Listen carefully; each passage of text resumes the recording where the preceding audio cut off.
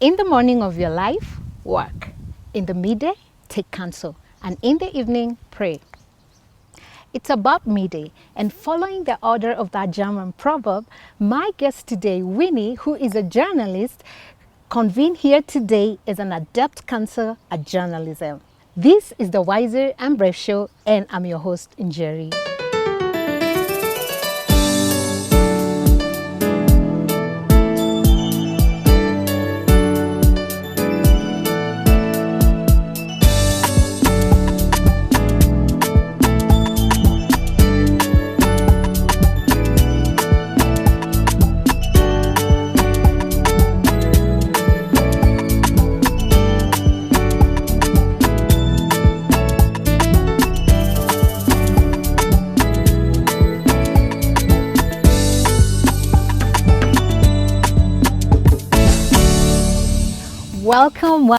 Welcome. And again, I say welcome. How are you?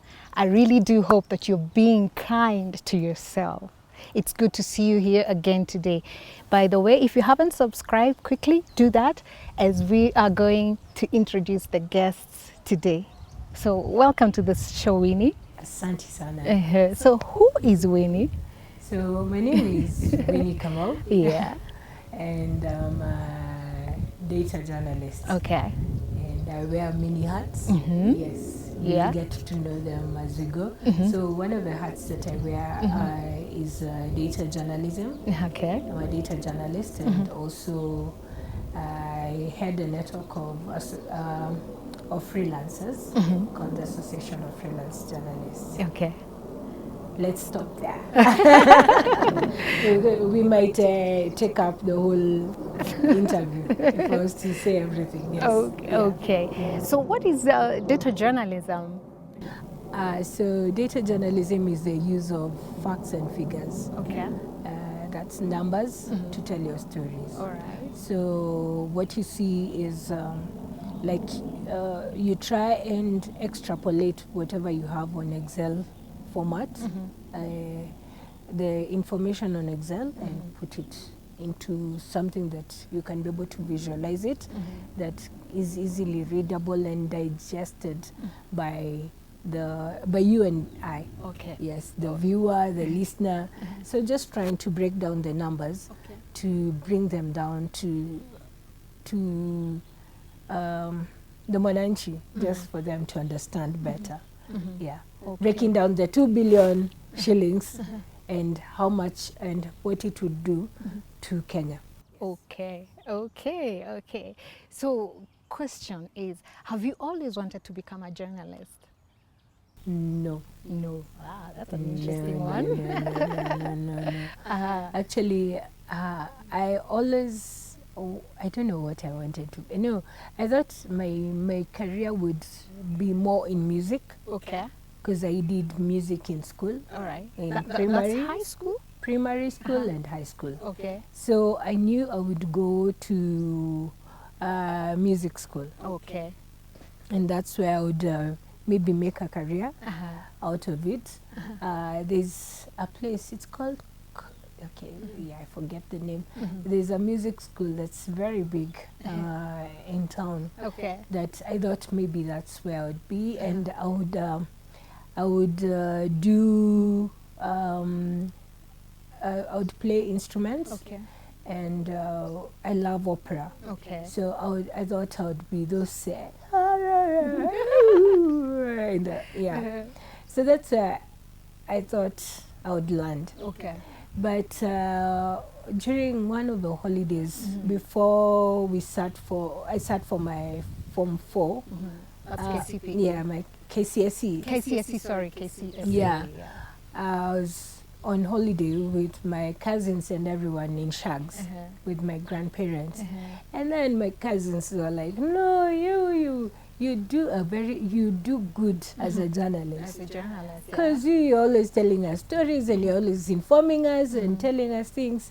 I'm like, no, I love music. We were just having random conversations about careers and everything, what we'd like to do. Yeah. And most of us, we were all like age mates kinda of sorts. So some had cleared Form 4, others were in college or waiting to go to college, and then they were now giving advice. Those ones who had cleared, like, no, you should do journalism. I was like, okay, so when I cleared Form 4, I really wanted to join the State University. Okay, yes. So my mom was like, no, you're going to study IT. I was like, no, I want to do this. Because I'd seen my friend's sister go through Daystar, and when they would come for holidays, for what they called summer holidays, where she would come with that twang. Hey, my friend, I'm like, hey, this is a school. Daystar is an international school. I'm like, hey, this is a school I should go to. Yeah. So, so I went to Jomo Kenyatta. I studied IT. Okay. Then I finished. I did a diploma. I finished. I went and started working. I was teaching. Okay. I was teaching IT, a computer. Okay. So, like, I taught briefly for a semester or two in a university. Okay. Yes. Yes, with my diploma. With your diploma. Okay. In IT. Yeah. I was doing that as part-time. I also taught in a college for some time. Okay.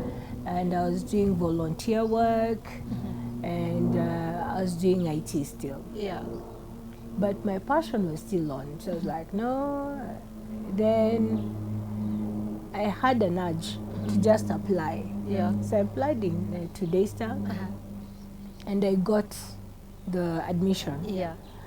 I brought my letter to my folks. Like, this is a very expensive school. Like, it's okay. I will be working, and I will make sure that I do it. We had a talk. Yeah. And then that's where my journey started in journalism. Okay. Yes. So was it because you really wanted it at this point? Now, by this point, you're applying for your admission in Daystar. Is it because now you really had made up your mind and you knew this is the route I want to take? Yes, this is a route that I knew, because I always desired, like most of, from Form 2, Form 3, Form 4, I always desired to go to Daystar. Okay. And I knew this is a university I wanted, because I remember even my prayers were, God, please make me not pass enough to get into Nairobi University. I hated that university. Sorry for anyone who was gone through UN. Because I, like, from when I was young, when I would see the riots and what the university students would do, the damage they would do, I was like, I don't want to go to a rowdy school. I know. I'm a cool, calm, collected character at times, and there are other times not you rowdy, yes, but not rowdy. I love justice, so I will try. Will speak out. Yes, you will not be rowdy. Yes, I'll speak out my mind, and I'll tell you if it's right, if it's wrong, and I'll try and bring justice. Okay. So that's where I had defined during that time when I had done so much of IT. I wasn't feeling fulfilled, I wasn't feeling anything. Like, I was just doing it for the sake of paper, that's money. And for the sake of just being there. And because my folks are like, hey, you studied and So when I went to Daystar, hey, I felt like, wow, this is my dream. This is it now. This is the end of my life. This is where... And this is when I begin to live. Yes, and it was a long journey. Okay. It was a long journey because I started out... I went in, I did a diploma. Okay. This is your second diploma now? Yes. Okay. I did a diploma in journalism and then came out. And it was a hassle getting a job, Okay. especially internship, because you know, Yeah. for you to graduate, you needed to do internship. Yeah. So finally, I got at Transworld Radio. Okay. Oh, I love Transworld Radio. Okay. It really shaped me because before that, while we were in school, Yeah. I was a presenter, Okay. our host radio presenter Okay. at Shine FM, Yes, the that radio was the school's- station yeah, owned school by the station, school. yeah. Yes. So I used to do the morning show. Oh, okay. And I used to open the studio by 6. We were on air. Okay. So that meant by at least 4:30, 5, I'm You're awake, up and and you're running. Uh-huh. And I used to live outside the school. Off Bright campus. Line, off campus. Uh-huh. So it was running to the studio, Yeah. and the studio was far. Yeah. And then making sure that everything is on. Then you wake up, you wake people with morning devotion Yeah. and nice music, gospel music, Yeah. and then you continue. Okay. So that would run until around 6 to around 7 to around 8. Okay. Then I would now hand over to the next team and everyone and everything. So we went on like that. And then I was really involved in camera work. Like I would do like in the studio. Yeah. So I was hands-on pretty Okay. much on so many things. Okay. The part I wasn't very involved in was the involvement which was in the school newspaper. Yeah. But the rest I was all over. So when we finished, I got internship at Transworld Radio. I interned for like, was it a month or a month? Yes, a month or two. And then This is now for your practical? yes, for my Okay. practicum, so Yeah. that I could graduate. Yeah. I interned. Then when we graduated, I continued going there, Okay. just producing and doing stuff and just working. In the process, Yeah. I had before I left school, I had met a guy. Okay. He was the head of camera at KTN. Okay. So he had given me his card. He's good. Yeah. Hey, who is like me? I knocked for 1 month, 1 full month. I used to knock on the KTN offices Okay. every single All day. when I leave TWRC, we'd come down to town from Gong Road to town. Yes.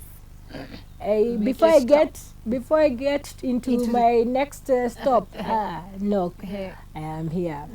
Knock, I am here. Yeah. Knock, and finally Yeah. they gave in. Yeah. They're like, this girl, let's give her a chance. Yeah. So I joined KTN and KTN. I worked as a camera person. Okay. Oh my God, it was really amazing. But we interned for like, was it 2 months or 3 months? Yeah. And then we had another intern, and then for like 6 months, we were still interns, but Okay. we weren't being paid. Okay. So we worked. We continued working, and it was really amazing. It was just an eye It opener. was such an Yes, experience it for was you. a great experience because after that, after not being paid for so long, finally we were confirmed and we were Okay. employed as permanent staff. Okay. Whoa! That was such a breakthrough. Oh yes. Okay. But my heart, what I had done was presenting. Okay. So camera work I was learning Okay. as we were going Oh, on and learning on the everything. job. Learning on the job, learning how to shoot in the studio, how to do it in the field, how to do live coverage. Okay. And then, so when I got in, I was sent to the courts. Okay. So I was a court reporter. Okay. So I had a reporter. So I was a camera person. Yes. I had a reporter then. I was like, it's okay. But my reporter then, he was a senior. Okay. We called him Macau. After like 2 months or after joining in, he left. So they said they're not going to employ anyone else. No one else, and no one wanted the court bit. Because court reporting is really hard. It's the hardest. Learning the jargon of law and everything. I mean, and like you would execution part of it. Let me tell you, I would go in. I have my camera. It used to be a small one because the courtrooms for the judges, you didn't want to intimidate them with the big cameras. So we'd go the small one. And the jargon, my friend, I would hear jurisprudence. I am writing down all this vocabulary. Big words. Like, when I get to the newsroom, Google. Google. By then we didn't have like, okay, did we have phones? Did I have? But we didn't have like smartphones. It's not like today. So we had. Yes, we had on the computer. Yes, we had phones, but we'd come and not Google. As advanced as they are now. So you'd Google. You're like, what is jurisprudence? What is this? Pussy. What is this? So I did that for some time. Then in the process, like now, they said they're not going to hire anyone else. So I would be the reporter, I would be the camera person, and I would come to the newsroom and do in both Swahili, report both in Swahili and in English. You'd hear, we judge, ebu andika kwa Kiswahili tafadhali, tuambie yo ni nini. So like, hey, you people. So I did it like for almost 10 years. For so long. This is court reporting. Oh yes, court reporting. And at the same time, like it would start out in the morning. In the morning, you've been sent for a breakfast meeting. That's for a 6 a.m. Breakfast meeting. Hearings going on at that hour? No. You've been sent for another assignment. A different assignment. Yes. So breakfast meeting, the business, you come, you do your thing. That's around 6:37. You do your bit, you go in maybe to one of the hotels, and there's a launch of a particular thing. You do it until around 8:30. Then you come back to the office, give out the tape to the next, to the person who will do the story for business. And then you pick your stuff, your luggage, go to the courtroom. Then make sure while you're in the courtroom, if there's a breaking story and it needs to appear for 1 o'clock, make sure you leave by 12. You're in the office so that you prepare for 1 o'clock news. And after your story has run for the 1 o'clock news, and you come back to you go back to the court for afternoon sessions. To gather more news for. Yes. And I used to be in charge, like I used to do all the courts, the low courts, the high court, the Supreme Court. By then we had only the Court of Appeal. So before the Supreme Court, with the new dispensation, before the Supreme Court came in. So that's how I used to do it. And I was in charge of court reporting for the country by the time I was leaving. So like, I needed to know what is happening in every courtroom, like in Mombasa, what's happening, in Kajiado, what's happening, where, as in like, you have to have your ears on the ground so that just in case anything happens, like we are not scooped. Because if that piece of news runs in a competition, then you'll be summoned and you'll get a memo. So you have to make sure that in Nairobi, the whole of Nairobi, and you know how many law courts we have in Nairobi. We have Makadara, we have Kibera, and then we have Nairobi itself. So you have to make sure your ears are on the ground. You're omnipresent. My friend. And that meant like you had to have so many phone numbers of court orderlies in different courtrooms. And then plus, after Nairobi, those are the low courts, the lower courts, the low courts. Then you have the high courts. Okay. And then you go to the Court of Appeal. So those courts, you have to have people there, as in like you have to have your nose there. So it was really an interesting journey for me. It formed me and made me a better human being. Okay. Because there you're interacting with the warden, the police wardens, and you have to treat them well, because they are the guys who will call you, or they are the guys who will give you information about what's happening. Like even they will call you. These police wardens are the people we call soldier. Yeah. No. These ones are the ones who are in the prison wardens. Okay. Yes. Okay. Those ones, and then there's also There's a soldier, the security guy at the door. It's like, it's at 7. He's calling you. Uko wapi? Umelala. Watu walishaletwa. You're like, okay, sawa. Okay. So, as in, like, you have to have so many sources. Yeah.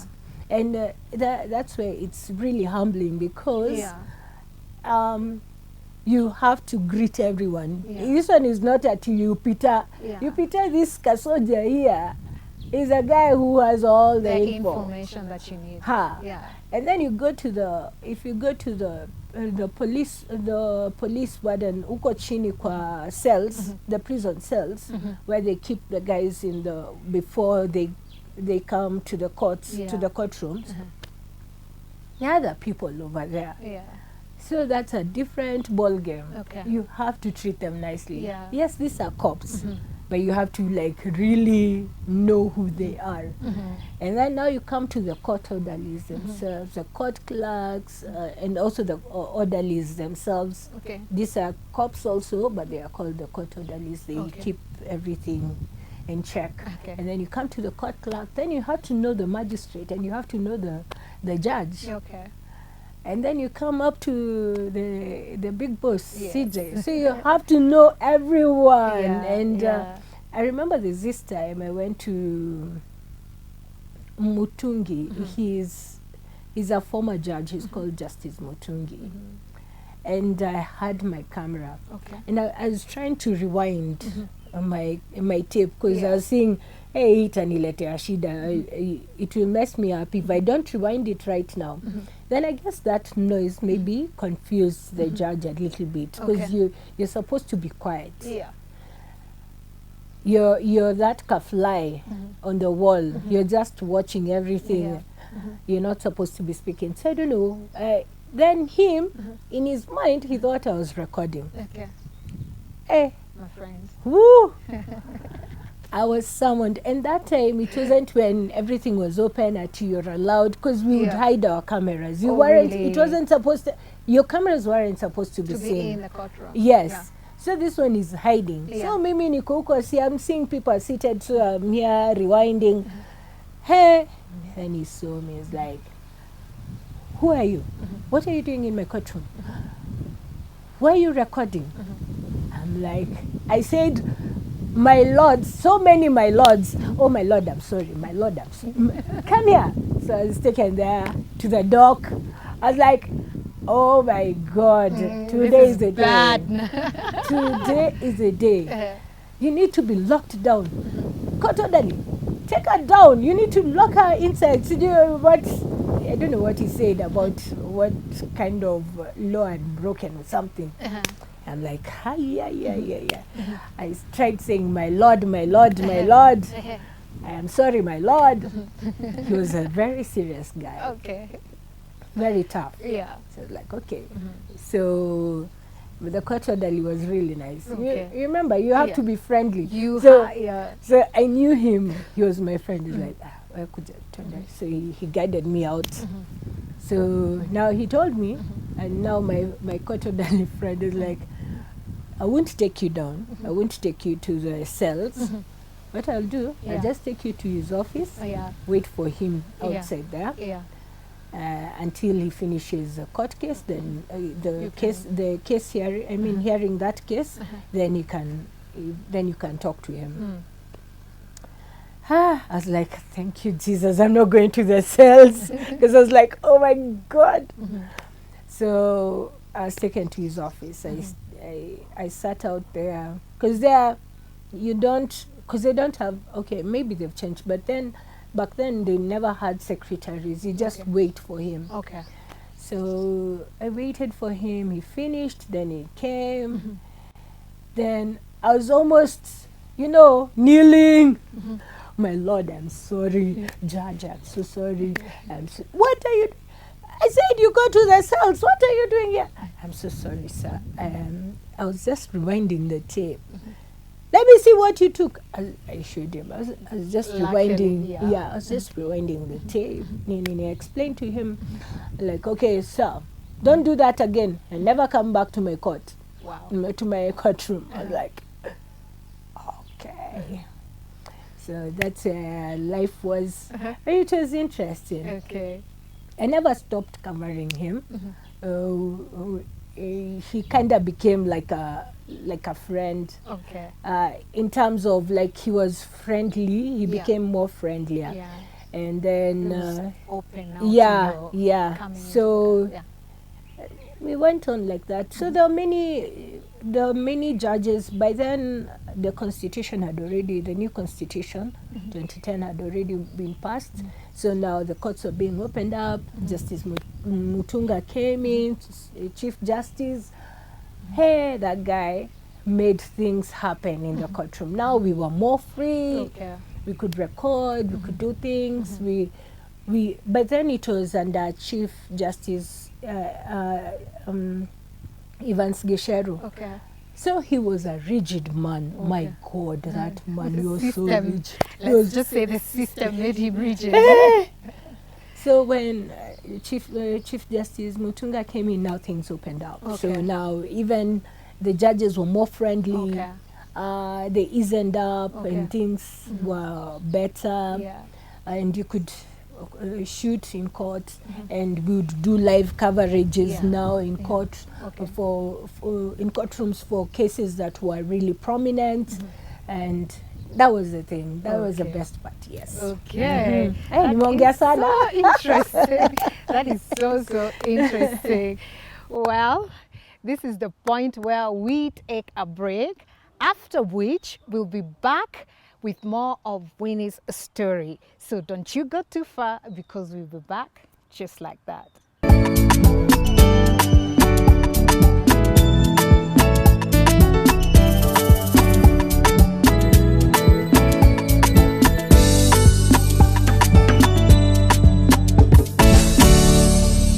And welcome back. If you're just joining us, today we are hosting Winnie Kamau, who is a data journalist who has taken us through her journey from IT, which wasn't very fulfilling for her, to what she is doing today, data journalism. Winnie, so are you still doing data journalism, or have you grown up? What's happening right now? Okay. So in 2014, I decided enough is enough. Enough with the courtroom? Yes, enough with the courtroom, enough with the newsroom. It was too much. Okay. I needed a break. Okay. A very healthy break. Okay. Yeah, because it was really like 8-10 years of intense work. Yeah, okay. So I left the newsroom. Okay. Actually, when my boss was asking me, where are you going?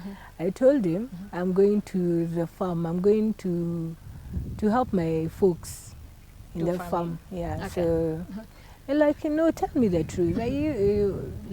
That time is when everyone was being poached, and like, no, I'm just going to the farm and start life. Okay.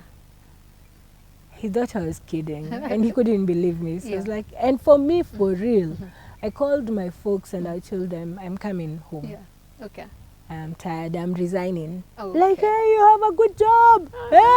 Keep it, girl. KTN. Yeah, I know. Winnie wa KTN. And like everyone would say, hey, and my daughter works at KTN. I know. Hey, my niece works at KTN. Okay. You're like, a celeb. So I decided to leave and I left. Okay. So luckily, by that time when I was transitioning out, I was doing a course. I Okay. didn't know what it was. Okay. All I knew is that I would stay up till midnight Okay. just studying this course. Okay. So I did it, and then when in the middle, when I decided quit, I continued with it. You continued With this doing course, the course. doing Yeah. this course. Okay. Little did I know it was data journalism. Oh, okay. So I didn't understand what it was, but all I knew was it had It felt a lot. familiar. No, yes, it felt familiar because it had a lot of computerish Okay. stuff, Okay. and it had mathematics. Okay. So I was like, this is good. Okay, let me just continue with it. So I finished the course, and we graduated online. Okay. And then I tried now putting whatever into practice, Okay. whatever I had learned. Okay. And I realized, kumbe, it's Excel. And then it's extrapolating that data from Excel sheet and then putting it in visuals and telling stories out of it. I was like, perfect. I was like, yeah, my parents knew I needed IT to get to where I am. Finally. They all came together. Yeah. So, and because it's a lot of, you do a lot of numbers, you do a lot of calculations, because you're taught the basics of Excel, you're taught the basics of maths. You know those ones, doing doing percentages, just basic of maths. Okay. So I was like, it's okay. But remember, many journalists don't love mathematics. No. And many. We just love to speak. Yeah, they like telling stories and everything. So for me, this was really nice for me. And then, because it had Excel, and then it had other softwares, so I was like, wow, perfect. So I found myself in that world. And then from then on, it has been a great journey of knowing many things, of learning so many things, and going to different places. Because and it brought in a new passion for me of teaching people data journalism. All right. Teaching data journalism in newsrooms. And my goal is to teach and to have as many data journalists in Africa. And that's where now my many hats come in. It was during that time when I was transitioning. There was a place called Internews. It was an organization. And they had a media resource center. So that's where journalists would meet, and then they would learn things, and that's where some of the classes would happen for this course that I was doing. So I did that for some... we met with this journalist, and then when now Internews Kenya chapter, closed up.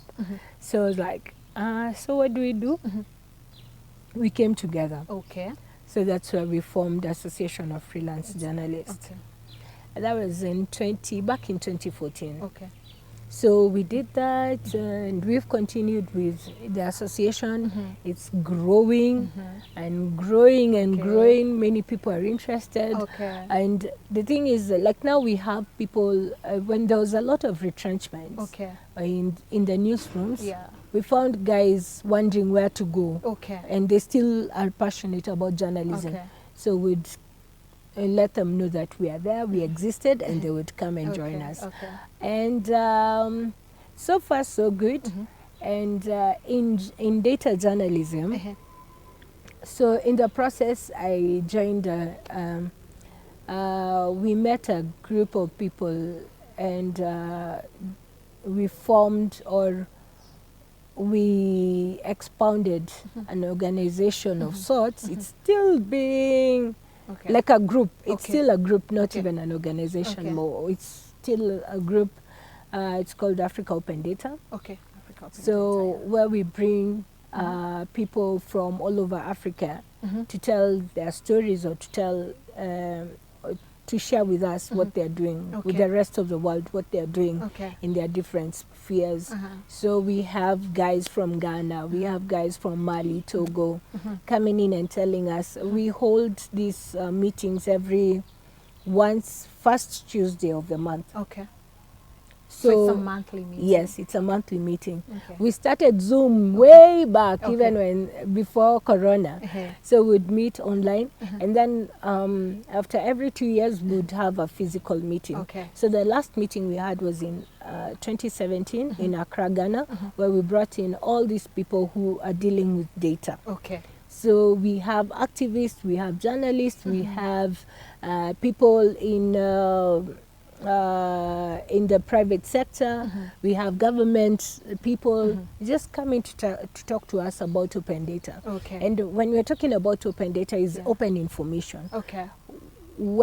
How best can we learn from using this information that is open, like open elections, and being able to help make better decisions using data, because data is the one that will inform you, and it will help you make better decisions, informed decisions, not just saying that in Turkana there is hunger.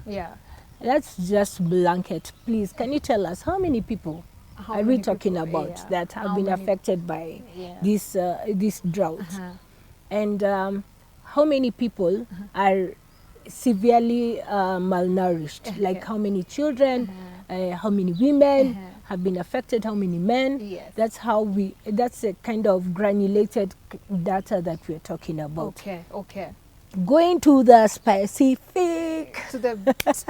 detail, and just being able to visualize this data, and to help even politicians make informed decisions. Based on data, not just for the sake of just saying, of uttering political statements, so that they can be seen that like they know what they are doing, but they can come out and say, this is what we do. 5 million people are facing hunger. 500,000 of them, or 2.5 million of them, are women. 1.5 are children. 4 point whatever are men. You know, just trying to tell us the numbers and trying to make the picture less blurry. Not that one of your political statements, so that people can say, hey, 5 million are dying. No, like currently, like with the COVID data, that's another place I love, because I've been extracting the data and trying to visualize the data of COVID in Africa. And, in other countries, like in America, they're almost, they've already reached 1 point something million of guys who are affected by COVID. In Europe, it's even worse. But in Africa, when you look at the numbers, you're like, hey, Africans, whatever you eat, continue eating. Because the numbers are so low, unbelievably low. Like I look at, especially in West Africa, I'm looking at the numbers that are reported. I'm like, hey. Seems like a joke in the face of a pandemic. Yes, because you would think, hey, wait, these people, are they telling us the truth? Are they reporting these numbers, or they're just figures? So, because I'm trying to analyze all that, like daily. The daily numbers that are released every day in every country. They report, like every country reports to the Center for Disease Control for Africa, Africa CDC. They send their numbers daily. So, and I am glad to be part of the group that communicates, and I get to get the information from them. So I'm able to look at the numbers and look at the data and be able to analyze it. And it's very interesting. It's very intriguing. In as much as we, sadly, most of the African countries are facing their second. South Africa faced it like last year. So did Kenya, but right now most of the southern African countries are facing the second wave of the corona of coronavirus, and in the northern countries also they are also facing. This is North Africa. Yes, North Africa. They're still also there, but in West Africa, they are in the process. Bado haijajulikana kabisa. Yeah, so that's where data comes in. Okay. Yes, so that's my life, and yes, I'm also I'm also a board member of International AIDS Transparency Initiative. Okay. It's an organization that was formed to bring accountability in governments and also for even governments to know where money is coming from and where money is going. So we're talking about numbers again. Yes, again. Yes, a numbers girl. Okay. So I'm still stuck with numbers. So Okay. I represent the civil society community organizations, and here we are able to see how much money was given to a particular country and who gave that money and where is it going to. So that's where IATI is, that's what IATI is all about. Okay. So we are able to see, so X amount of money that came, like now, you know, governments are, they've shrouded all the information because at the act of secrecy, we don't want to know, we don't, and emergency, is it emergency procurement or something that they can be able to procure and use the money that they get the way they want. But in the process, there are people who are looking at this data, my friend. They do, I'm sure they are. And like in Kenya, in Kenya, they've said they're not giving out, you can't know how much money came to Kenya and how much has been used for COVID. Okay. In buying the PPEs, in making sure that hospitals are well equipped and everything. But seriously, when you look at the IATI data, it shows EU gave this amount of money. EU has pledged this amount of money. EU has done this. So there's no way we can hide all this information. We might hide right now, but other people are using our data to make their decisions. So why not us as Kenya embrace this data so that we can also make our informed decisions and also we can show them that accountability. We are accountable. Yes. Hey, ni kazi mingi. Niko na hats mingi. So wacha tuachie hapo. Okay. So now this brings in my next question. Now, given your exposure and of course your speciality is in data, but how would you rate our journalism? Our journalism is good, but we need to improve a lot. In that, I totally understand that newsrooms have been affected. They've laid off many people. They have and had that, to, and that has created a lacuna of people not and in giving out information. So you find a journalist who's being paid 20K.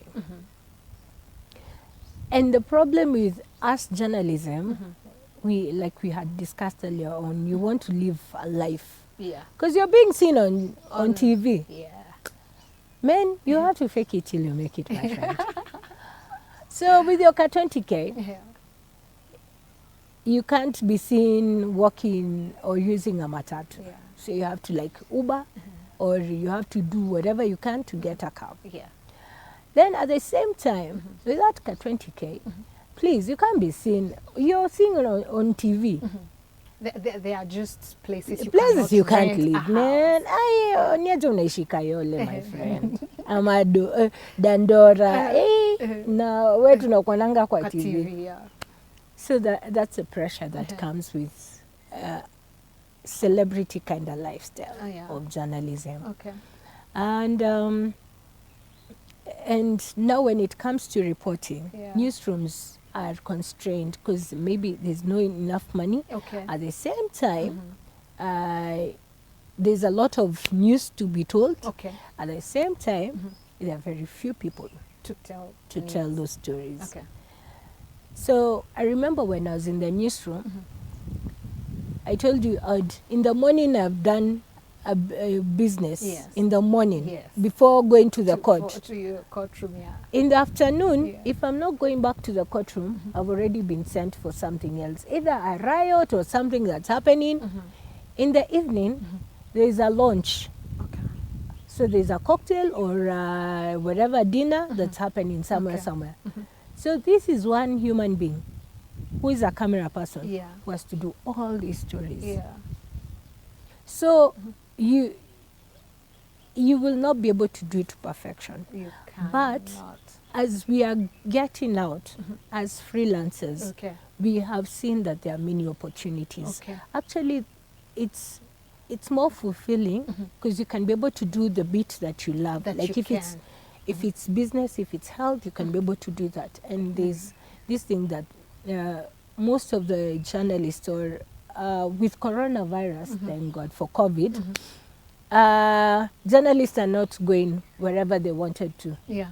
So there's no parachuting of journalists from US, CNN, coming to Kenya and doing the stories that we would have done. Yes. So they're commissioning many stories to the local journalists. Okay. So things are opening up. Okay, yes, it's bad. Yeah.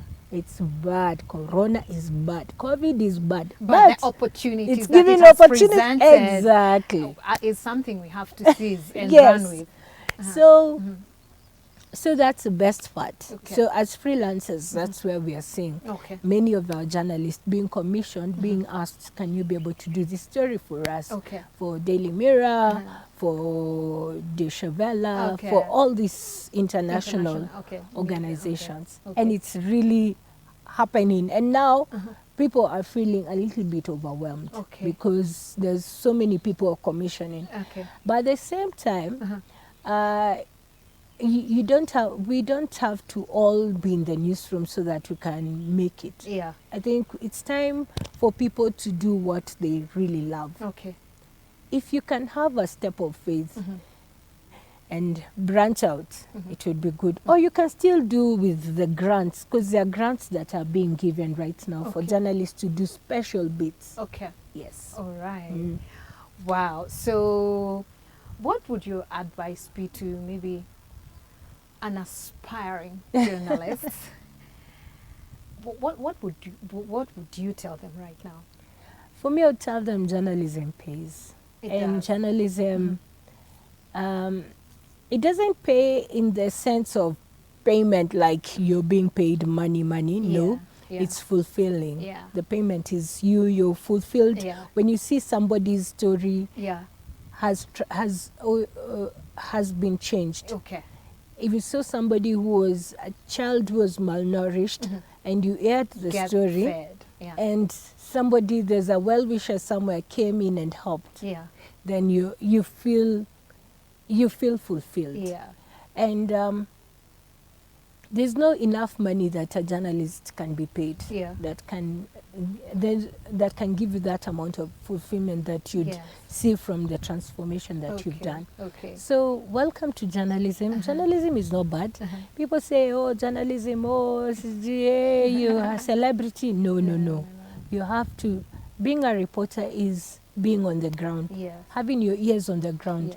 And then another thing, you have say doing the dirty work. Yes. Don't go, for many young people, they just want to become the Lillian Mulleys. You have to be seen on TV and modeling. No. Even when Lillian started out, she started out as a reporter. We're all beginners. Yes. So be willing to get to the ground, get yourself dirty, and have as many, be open, be a friendly human being. That you can relate with the president, and you can relate with somebody who is down there. So be open, open-minded, and at the same time, try and improve yourself. Okay. By improve, you mean? Improving yourself is learning new skills. Okay. For me, I see with data journalism, Okay. it's a new skill. Okay. It's something that has started. Okay. It's still at its nascent stages, and it's so young, Okay. especially in Africa. Okay. Last year I was in Sierra Leone, and journalists there, they were like, what is this? How? Where? And I'm showing them. And then I hear journalists from Liberia, they're like, Winnie, can you come over? There's some journalists from Togo. They want, so it's a new thing. Yeah. So you need people to go with you to yes, Sierra Leone I need and Liberia. I need everyone to go all these places. Yeah. Because you can't cover all Winnie, of I them. can't. Yeah. Winnie is only one One person, yeah. So if as many journalists can learn this new skill, then it will be good. Okay. Then there's another skill called coding. This is another level. Okay. And this is where the world is going. Okay. Technology is what is something that journalists need to adapt to. In that, don't be so rigid thinking, I can only write. I can only speak. I can only be an anchor. Yeah. My friend, times have changed. Yeah. You need to know how to write. Yeah. You need to know how to record, use a camera. Yes. You need to know how to take photos. Yes.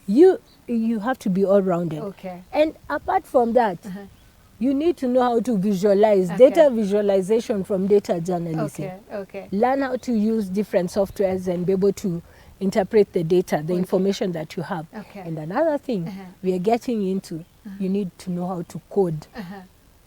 You know, developers, you're thinking, this is for those ones, the tech team. Guys. Tech team wanajua your guys. And no, my friend, things have changed. You need to know how to code. Okay. The basics of coding Okay. for any journalist To to get ahead of the game, okay. to be able to be a futuristic. Look at CNN, like right now, they're looking for data scientists. Who are journalists? Journalists, you can be a data scientist by learning. I can easily call myself as a data scientist. Okay.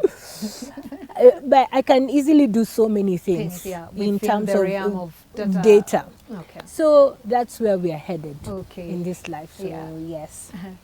Wow.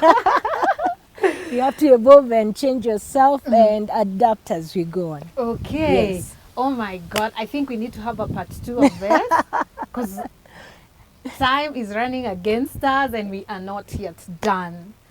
So, Winnie, what is the greatest thing or the one thing you have unlearned so far? That is usually my favorite question to ask. What have I unlearned? Yes. Hey, what have I unlearned? I have unlearned that life is, I can't be static. Okay. I have to be all over. Yes. Okay. Like when I was in the newsroom, most of the time they would only see me as a camera person. Okay. Then at times I would be the reporter, and I would come in and report. Yeah. But when I came out, I realized, my friend, so that you can fit in this international media, so that you can be a correspondent for this international media, you have to be all-rounded. Okay. They're looking for photographers. Okay. You have to know photography. Yeah. I came out and started doing photography. Okay. I came out and started writing. I never, you pitch a story and they tell you, can you write for us 1,000 words? In the newsroom, when you're doing for TV, you're doing 200, 150 words, maximum 400 words. Like a news feature, it would be like maximum 500 words. And that one you have written everything in your heart for the TV. Okay. But now in print, you have to do so much. Yeah. So I've learned that life, I have to adapt as we go on. Okay. Yes. Adapt as we go. Yes. Wow. So suppose someone out there wants to reach you, maybe come and give us a talk on journalism, whether be it in, can you just go anywhere, including probably high schools? I don't know. you are Yes. reachable. So I want Winnie to tell us how we can reach her on her socials so that we can keep talking about this data journalism. Oh my goodness. Yes.